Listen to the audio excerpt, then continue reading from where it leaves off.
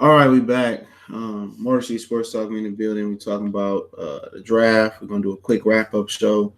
I had to find time to fit it in, man, because I don't really had time. But um, yeah, man. Let's talk about the picks. All right. Uh, you had the first round T.J. Hawkinson. Um, I like Hawkinson. I felt it was a little bit early. I thought Jacksonville could potentially take T.J. Hawkinson. Um, I thought they could because they need a tight end.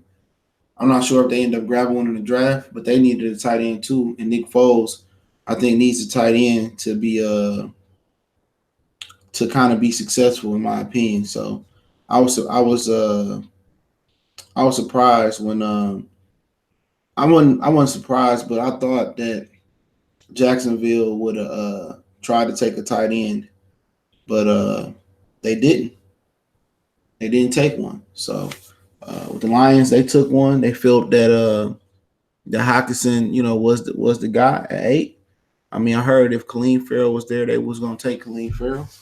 So they took him. Hawkinson, as far as Hawkinson, what he brings to the table, a lot of people pointed out that actually Noah Fant was the starting tight end. Fant went later in the draft, I believe, way later. And a lot of people rationalized the Hawkinson pick by saying, "Oh, Green Bay was going to take Hawkinson if the Lions didn't." So the fuck what? Skino Bino, what's going on? So the fuck what? If they took Hawkinson, they took him. They was going to take somebody, so it don't matter. They said the same thing about Eric Ebron. Oh man, that the Packers was going to take Ebron. The Packers won defense this year, and if they really was going to take a tight end, they would have took Noah Fant. Now, had they got rid of Jimmy Graham, I'm like, okay, that's not a reason to sit there and be on these threads or talk Lions, talk on social media with your boys at work or at the gym. That's not a reason because the Packers was going to take them. So the fuck what? You done swept the Packers 2 years in a row. If the Packers were going to take a tight end in the first round, I would imagine they would have got rid of Jimmy Graham. Now, I did pros and cons on Hawkinson, so there's no really need to regurgitate it. If you missed the video, it's not like probably 7 videos back. But with Hawkinson, it's not about his ability or inability, what he can and what he can't do. It's about what they scheme for him. You try somebody at number 8, will you scheme for him? And historically, the Lions have not really been good with tight ends. With Ebron, it wasn't Ebron was a bad player. They knew Ebron had drop issues in the whole 9. The whole thing about Ebron was they didn't play towards his strength. They never let Ebron run up the seams with a 9 route or a post. You know what I'm saying? They never let Ebron get vertical on wheel routes. They never let Ebron feature what he done best, and that's run and be an athlete and catch balls downfield. It was always shallow crossing routes, drag routes, a whip route, a roll into the flat. The quarterback on the bootleg and the tight end roll into the flat. It was always those type of routes that Ebron ran. Timing pattern routes. He's not a timing pattern tight end. The best thing I see him run this year was a comeback route, and that was the counter to people playing 5 or 10 yards off from linebacker, safety, playing 5 to 10 yards back off of him. Other than that, they was putting them in the slot, putting them on wheels, working the schemes. Throwing them throwing the lob up and letting them highball the ball in the end zone. They did things for him, and for T.J. Hawkinson, are they gonna feature him? When's the last time the Lions featured a tight end? Only time Matthew Stafford don't sit there and throw the ball to the tight end. That's what I'm just saying.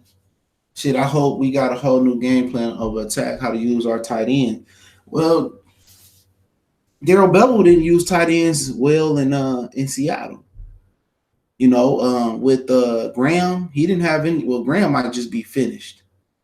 Graham might just be finished as a football player. Outside of that New Orleans offense, he might have just been. Maybe he just never was that good, and Drew Brees threw him open and made him look better than what he was. But even going back to was it Klein Saucer with the Minnesota the Vikings with the Tavares Jackson, Gus Farad, and Brett Favre, I just really never, I never just remember in Darrell Bevell offenses. I never really see him, dominant, throw the ball to the tight end so much. But maybe he never had the personnel. Maybe he got some schemes worked out for the tight end, but to me, it wasn't that Luke Wilson was a bad tight end. It wasn't to me that a lot of guys was a bad tight end. It's the fact that they didn't utilize him the right way. He said, I never actually had Skino Bino said I never actually had one with this kind of ability that we can make it happen. This going, I don't even think it's about the player, bro. I think Ebron was a good player. Looking back at it, he just was utilized wrong. It's about how they utilize him, and the Lions don't never.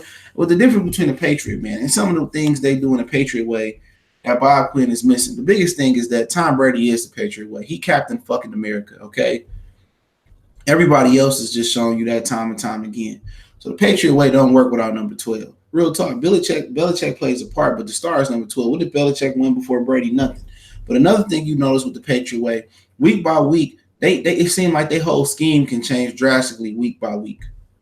You know what I'm saying? They go to the matchups they like. If you got a weakness, they're able to offensively and defensively. Well, offensively, they're able to exploit matchups that they like. Some days, Danny Amendola might not have got the ball. It may have been a Julian Edelman thing. Some days, it might have been James White out the back. Whatever they got the best matchup at, they're going to take advantage of it, right? When has the Lions ever done that? The Lions have been, look here, it's my way, it's going to work this way versus the Packers, versus the Vikings, versus the Chiefs, versus the Cowboys. This will be running, and we're going to run it. And that never works. It never works. In basketball, football, soccer, whatever you want to say, it never works. You have to be able to adjust to your personnel. You have to be able to adjust week to week. And will they make those adjustments with TJ Hockenson? I don't fucking know. Historically, no, they haven't made those adjustments. And then again, my second point, it is not about him so much, but this one is a little bit about him. It's a learning curve when learning the tight end position. Especially if they want you to learn the slot, you got to learn that position. You got to learn the H-back position, tight end. They might want to line back in the backfield. You got to learn blocking protections. You got to learn the playbook. You got to learn, how Matthew Stafford like you to run your depth, your routes. You got to learn the trajectory that Stafford throw to, how hard Stafford throw to. I guarantee you at Iowa, I didn't watch a lot of Iowa games other than the Ohio State game. I guarantee you that Iowa quarterback didn't throw the ball with that much mustard than Stafford though. So it's a lot of different adjustments that he got to get used to. And the chances is he won't be shit as year one. It's not like playing receiver where I go out there and I form a relationship. I form a relationship with Stafford and the rest of the receivers. I know how to run my routes, do this, do that. No, you gotta learn blocking.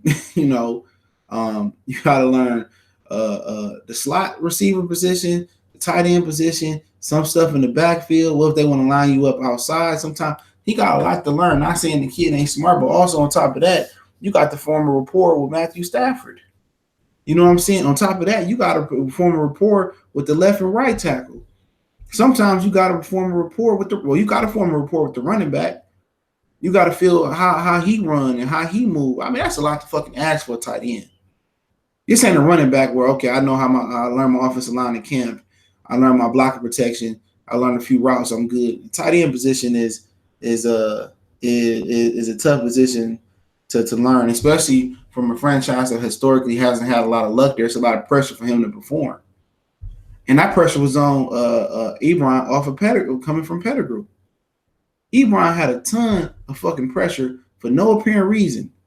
If you go up there and look at his historically, you look at his North Carolina tape, he dropped balls. And then again, you got pressure because they took a tight end at 8. We didn't know Odell was going to be like, or Aaron Donald. He had pressure before that off the strength of Brandon Pettigrew because he was sorry. Nobody cared about how good Pettigrew blocked. They just remember Pettigrew dropping balls and the guy in Tennessee snatched the ball out of his hand and ran the other way. So that came when Ebron started dropping balls. People said, "Oh, it's another fucking Pettigrew. It's another Pettigrew. It's another Pettigrew. It's another Pettigrew." You know what I'm saying? So he was dealing with pressure that he didn't deserve to deal with. You feel what I'm saying? So imagine what the pressure Hockenson is dealing with, succeeding, being a predecessor to Ebron and being not the direct predecessor, but then being a predecessor to Pettigrew and Ebron.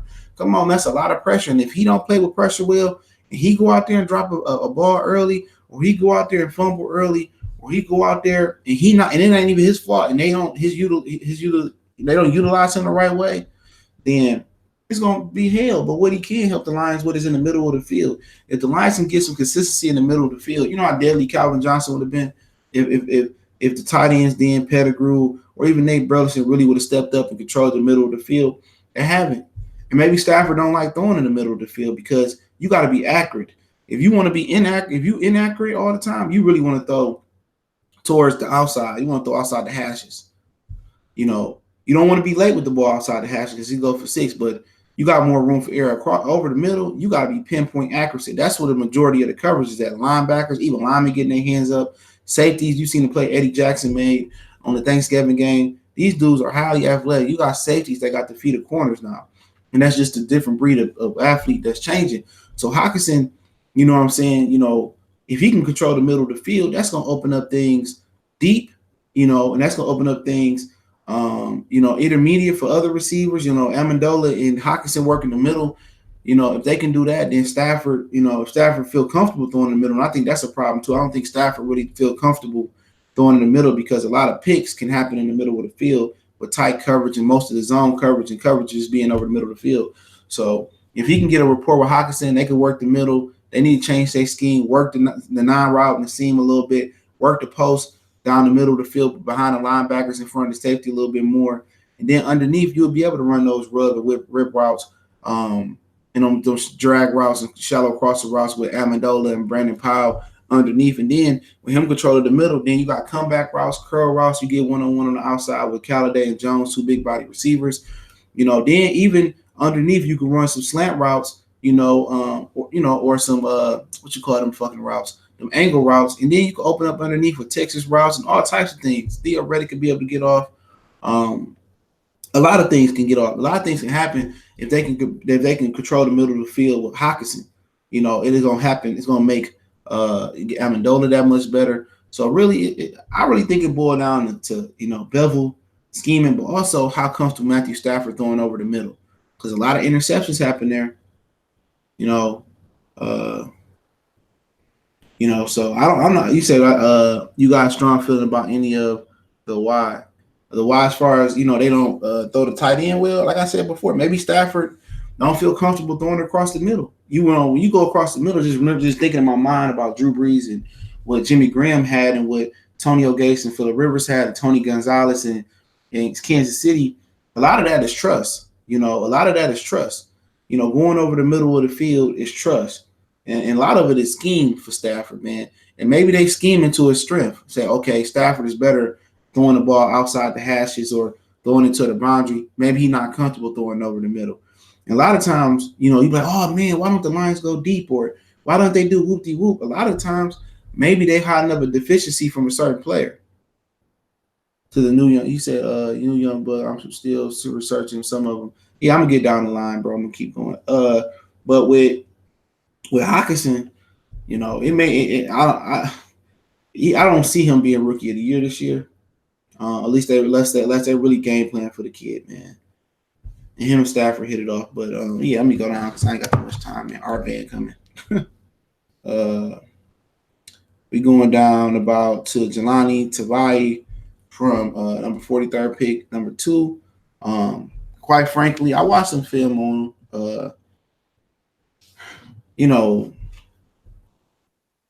coming off a shoulder injury. So that's always a problem. You drafting players off a significant shoulder injury. I don't care how small the shoulder injury was. Shoulder injuries are tough to recover from. But he's 6'2". What is he, about 250? Next year was better his junior sophomore year when he had over 100 tackles. So from Hawaii. So he played in the rugby team as well.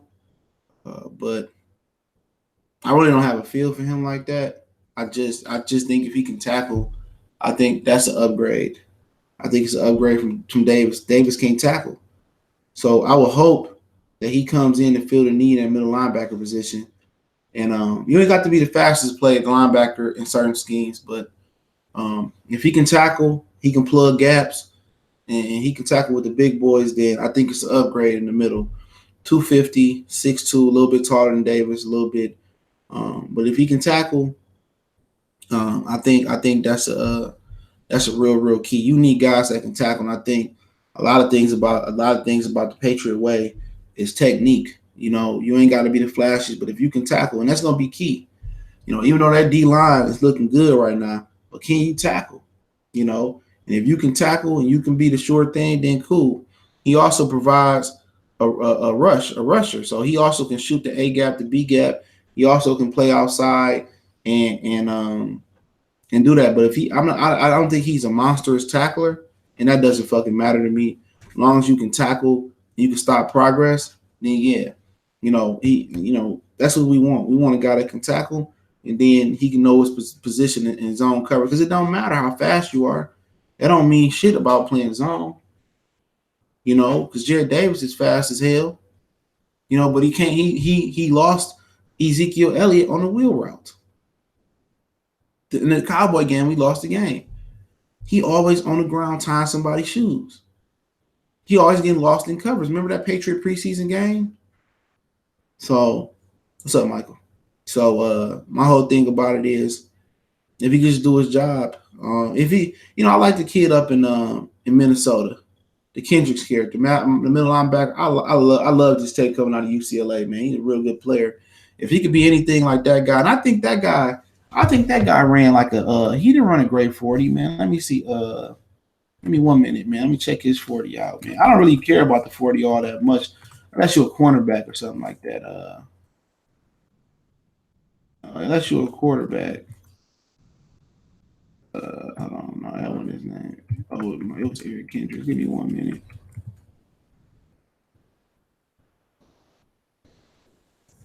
See what this kid 40 time was. Eric Kendrick from he run a 4.66, so yeah, he run a 20 seconds faster. I didn't know he was that fast. But yeah, man, I like Savai, some of the things I've seen. I don't know if I'm gonna love him. I'm not judging him. I'm not giving grades, like I said in my video last night. But I like the fact that he was productive his last 2 years. He got into an assault where somebody tried to push the girl to the ground at the club and he beat the guy up, as he should be. So I'm not really concerned about his assault charges, man, at all, man. I love the fact that he stood up for a woman, and he can tackle, and we need tacklers, man. We need form tacklers. Like I said, he's not gonna sit there and be no Mike Singletary or Dick Buckus or no Ronnie Lott type of big tackler. But you know what? He get them dudes on the ground. He play sideline to sideline. He play fast. And the key word for the Lions is versatility. He can play all three positions. He can stand up in the mic. He can line up outside and rush. He can play the wheel, the wheel linebacker. He can play everything, strong side, weak side, whatever you need him to play. He probably can put his hand in the dirt and go get it, man. So I'm not judging him. I'm not saying he get an F or D. What if you go out there and be the rookie of the year? That ain't that's not out of the realm of possibility, man.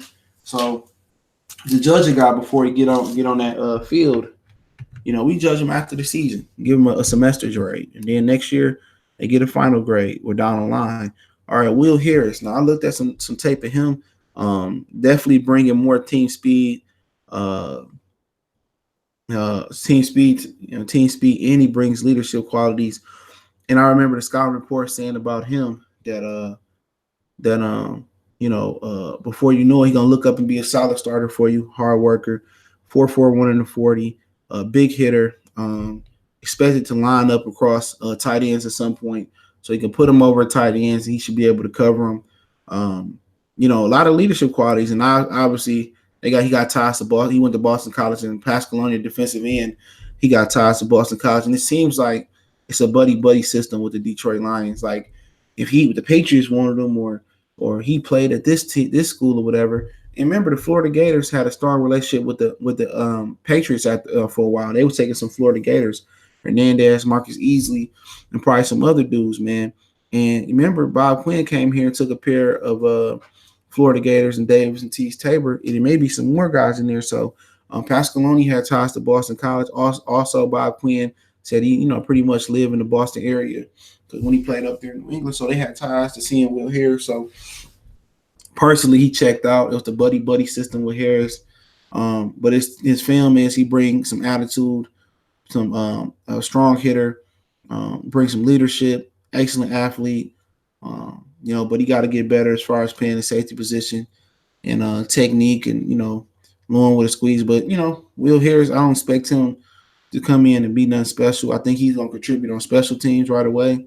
Um, unless Diggs get hurt or Diggs, you got some injury problems at the nickel position.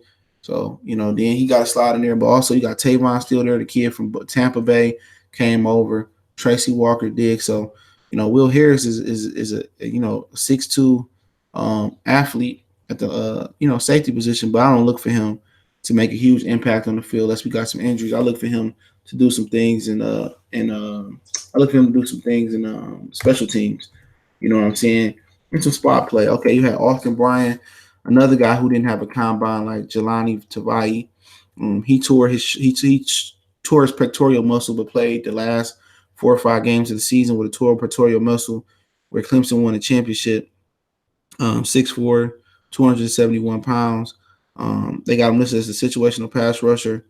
Um, you know, not strong enough is what I heard. That's the problem with him. He doesn't have the strength to anchor a line. You know what I'm saying? And that's the problem. He doesn't have the strength to anchor that line, man. So he got to get his physical strength off and coming off a pectoral muscle. That could be a tough uh, muscle to rebuild. So he got to get stronger. Obviously, he got to develop more pass rushing skills, and with that, develop more pass rush. It'll come. The Lions develop defensive linemen. The last guy we took out of Clemson, Devin, I forget his name. He no longer with the Lions. He came out the same year as Javavion Clowney. We got him in the middle of the rounds, and it was a while ago, but the kid need more than the bull rush. But he got to get stronger, and he gonna have probably a red shirt year, maybe contribute on some special teams. He said our depth did increase like crazy in a good amount of spots. Figure worst case scenario, we always got a fresh, good players. Yeah, Tone Capone say, I like the new trade dialogue. It gives us a chance to get better, or fire sale if we suck. So free agency in the draft is a step 1 and 2 in process. Everybody doesn't have a great the heat be great. I think that's what he means. Necessarily just versatile and hungry. Okay, so Brian, another guy that's gonna be in a deep freezer. He might, he might spot there, but he behind Trey Flowers, Romeo, possibly Kennard could put his hand in the dirt and get it. So I don't see him contributing huge this year. He'll be in the rotation, but other than the rotation, he got to get stronger. That's just basically what it is, man. But I like him a lot, but gotta get stronger. All right, the 5th round pick, Armani Agwawi. It's my favorite pick they had.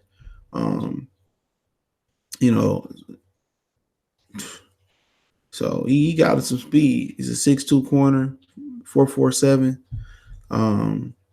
Do I expect him to start right away? I really don't expect him to start. I think Rashad Melvin, I heard was burnt toast in the Raiders last year.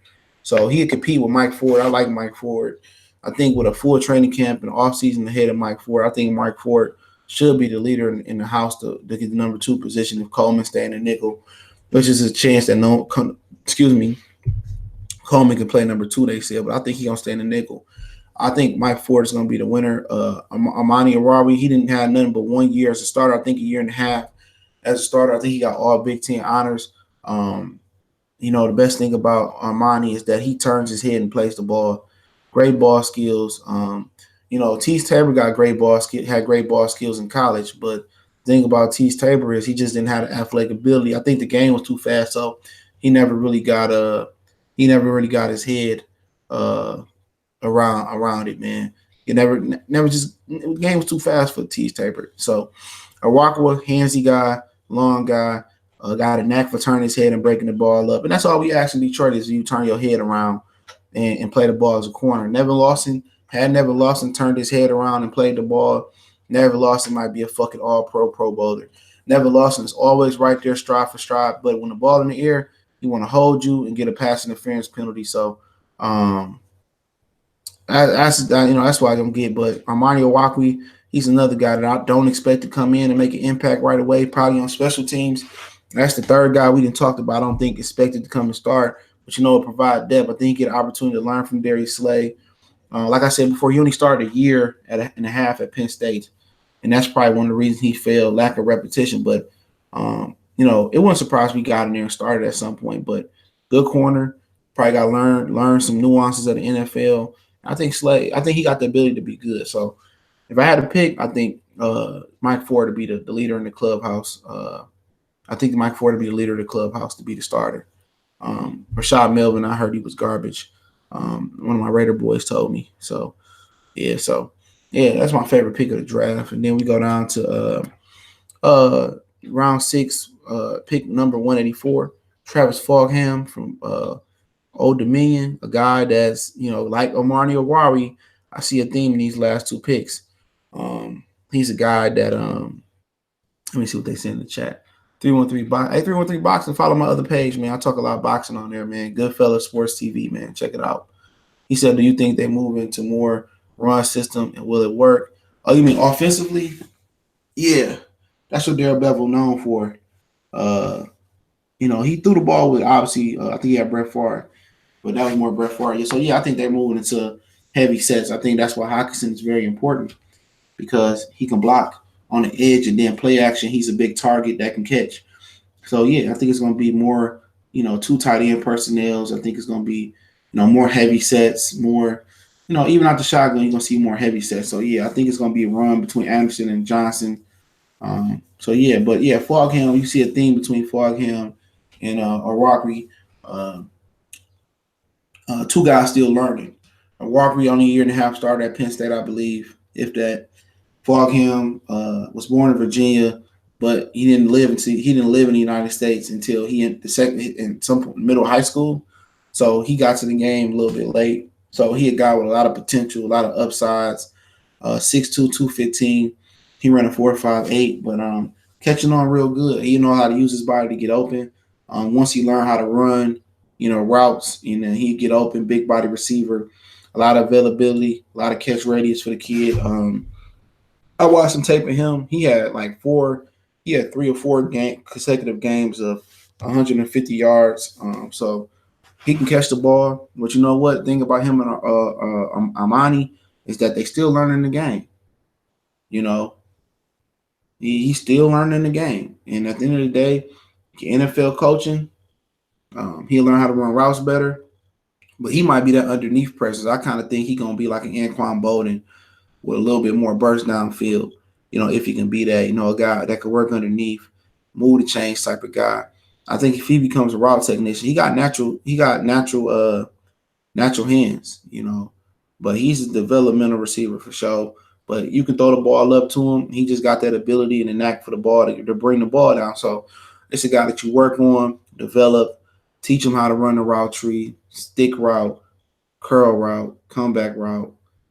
You can teach him how to run it. I think the most important routes for him is going to be slant route, drag route, crossing route, in route, out route, curl route with that type of body, and then maybe a post route. I don't think anybody going to bite on him doing a double move.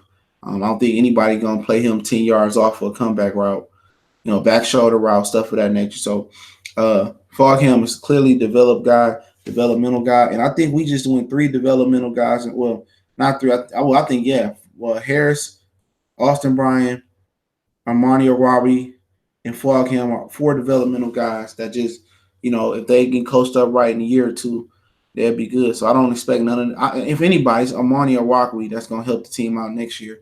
Out of those 4, so I think we drafted 4 developmental guys, man. Austin Bryan not strong enough.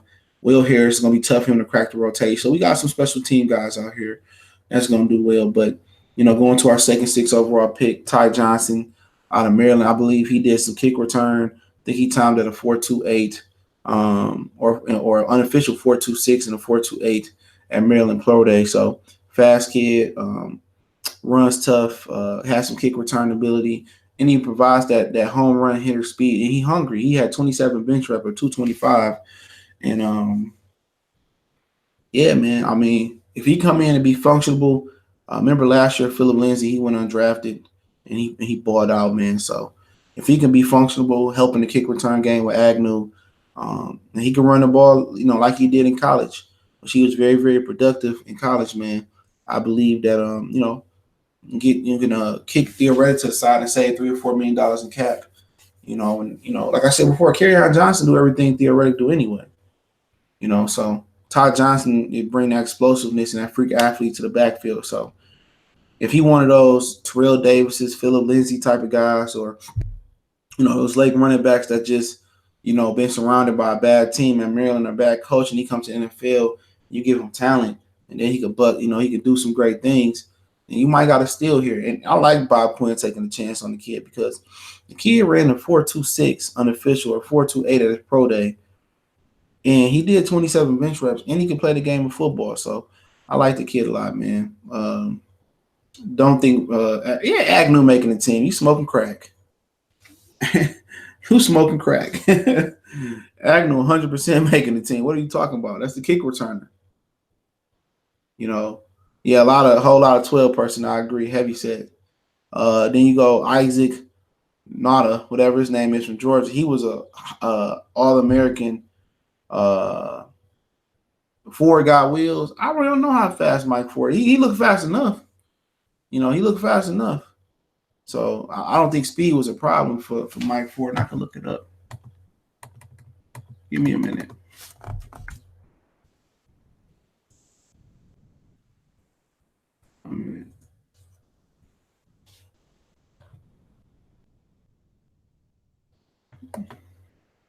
Trying to think if I can find them.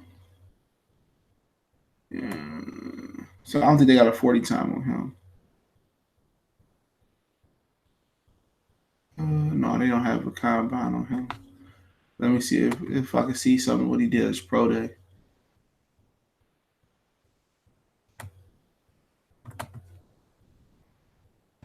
Let me see. Do some researching.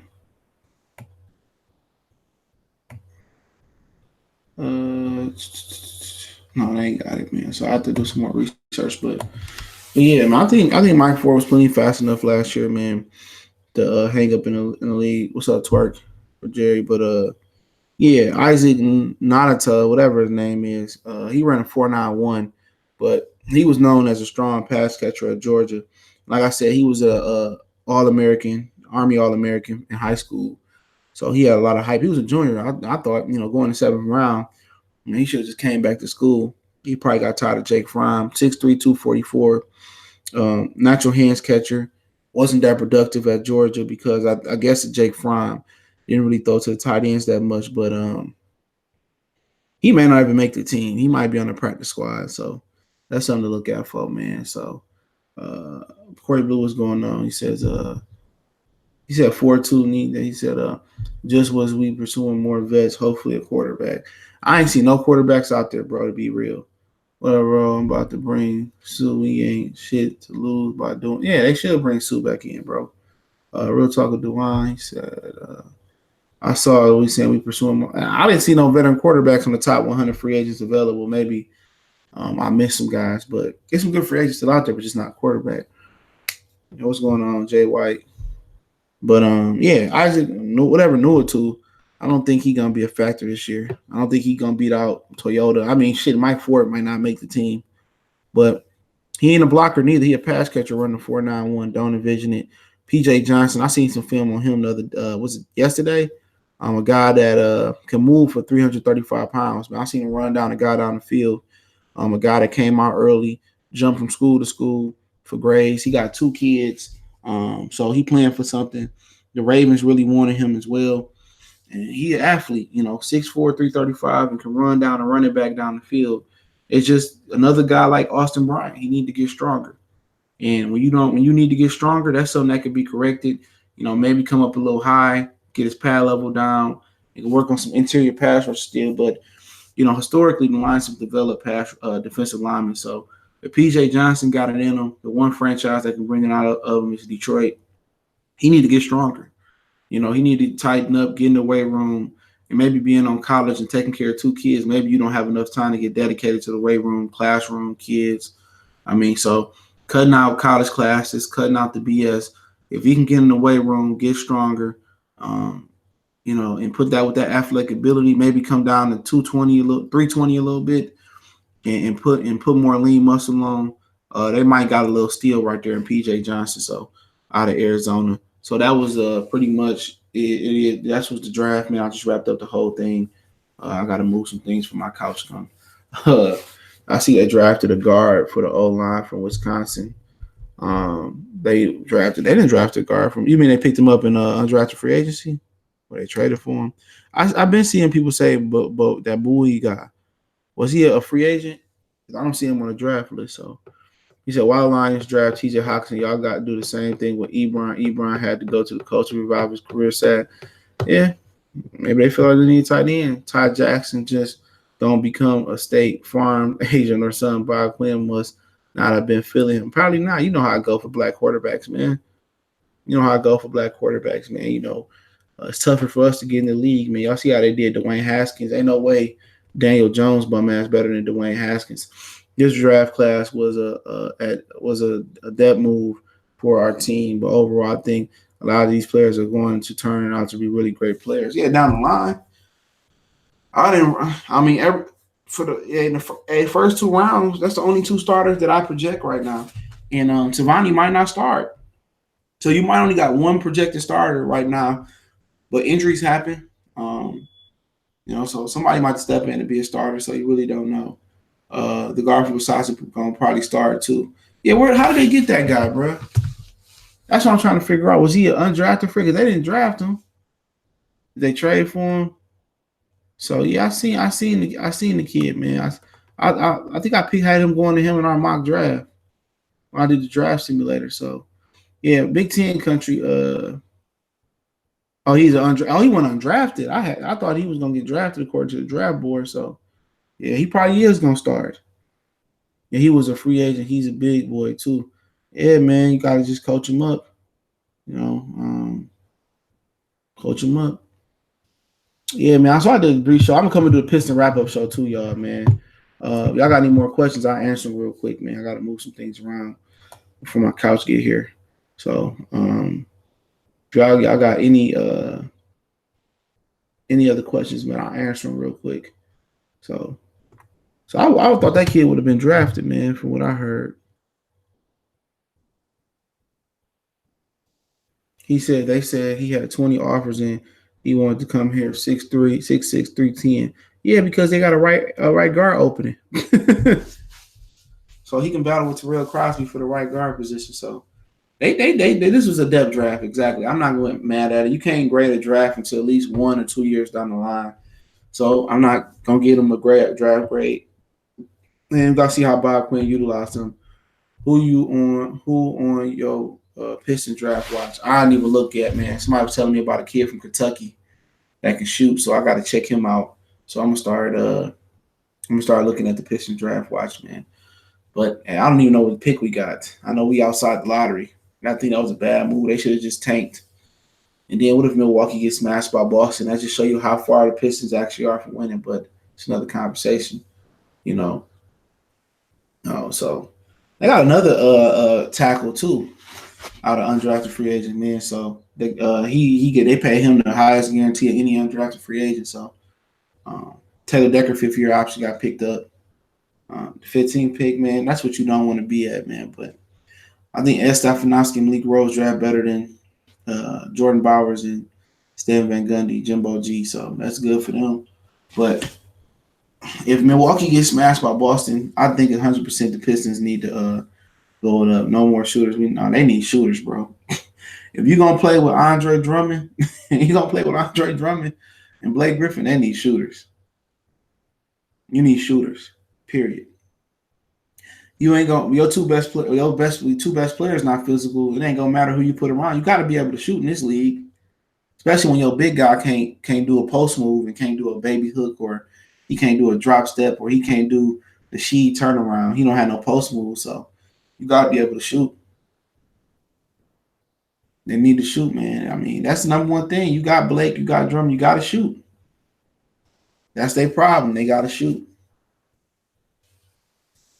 They need shooters, man. I mean, they need it. They just need to tear it up. That's gonna be real. They need to burn that bitch down. I also saw the Heat want Blake. I seen that motherfucker right down there too. Don't send Whiteside back though. He said physical players for defense. Defense, man, if you don't score in this league, it don't matter, Tone Capone. It doesn't matter if you don't score. You see how they calling James Harden, bro? You could be a great defender and foul the fuck out. Ain't no more defense in the league no more, bro. They done ban defense. James Harden kick you get fouled out. He bitch complain about it, man. Don't fucking matter. If Andre Drummond was to be able to guard the rim, that'll make them better defensively. But it don't matter. It ain't gonna matter if you can't shoot. If you can't score the ball, they don't have no scoring.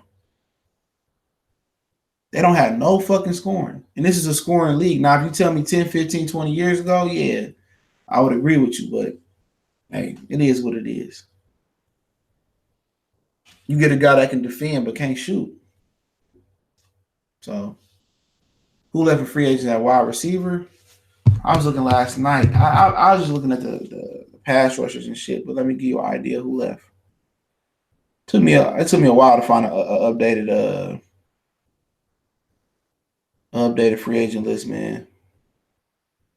So hopefully I can pull it up again.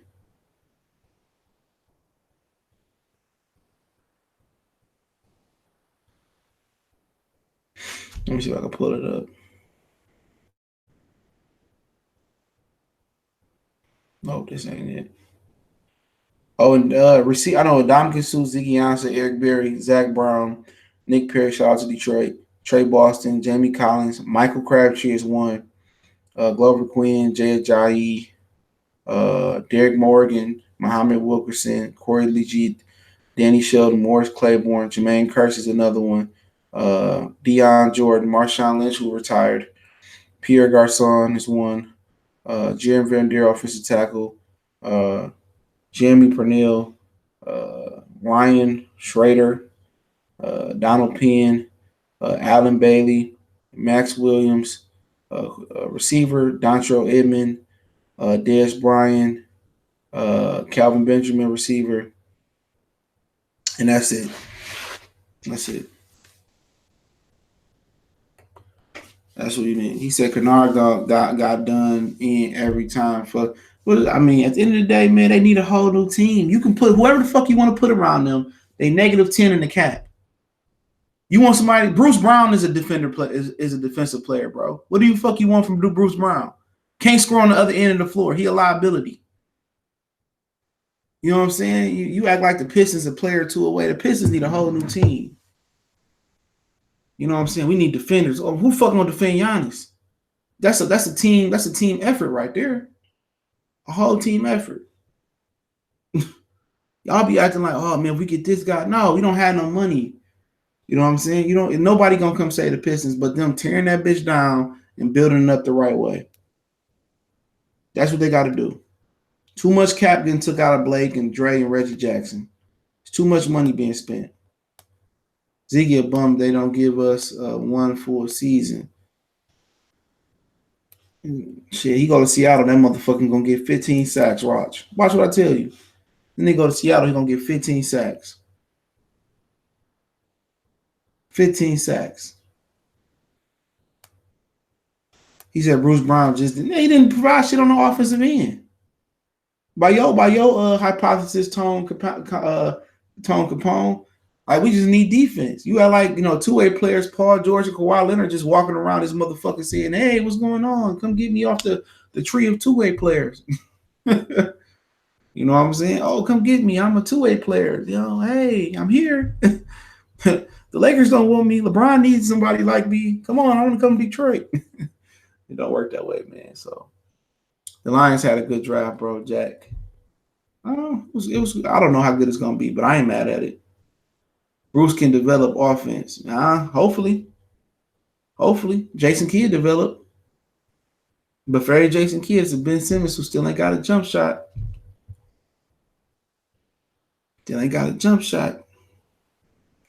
All right, y'all, I gotta get up out of here, man. Appreciate it, man. Appreciate it, man. And I'll be back with some more talk later on. We gone.